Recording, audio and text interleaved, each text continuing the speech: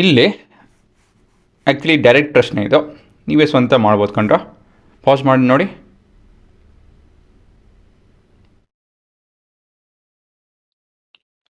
ಏನು ಪ್ರಶ್ನೆ?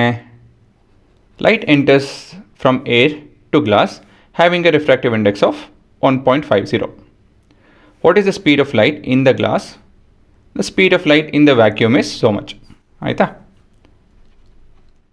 So pass ಮಾಡಿಲ್ಲ ಅಂತ ಹೇಳಿದ್ರೆ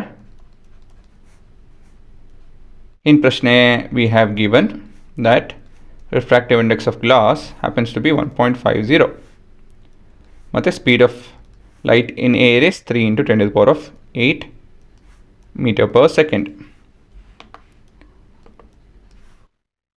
ಅಲ್ವಾ? ಎಲ್ಲಿದೆ ಅದು? ಹಾಂ, refractive index, relative refractive index ಅಲ್ಲ, ರಿಫ್ರಾಕ್ಟಿವ್ ಇಂಡೆಕ್ಸ್ ಅಂತ ಹೇಳಿದ್ರೆ ಏನು? The first medium has to be air ಅಲ್ವಾ? So speed of light in glasses how much ಅಂತ ಕೇಳ್ತಾ ಇದ್ದಾರೆ.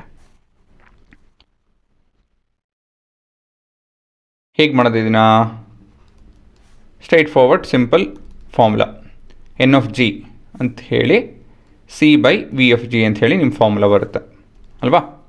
N of g is refractive index of glass which is equal to speed of light in a divide by speed of light in glass. So 1.50 is equal to 3 into 10 to the power of 8 divided by V of G ಕಂಡುಹಿಡಿಯಬೇಕು. So we can divide both the sides with 1.50. So ಇವೆರಡು cut ಆಗುತ್ತೆ, 1s 2s ಸರಿನಾ? So we G ಇದು 1s ನಮ್ಮ ಕೈಯಲ್ಲಿ, V G ಕಡೆ ಹೋಯಿತು ಅಂತ ಹೇಳಿದ್ರೆ V G is equal to 2 into 10 to the power of 8 meter per second is your answer.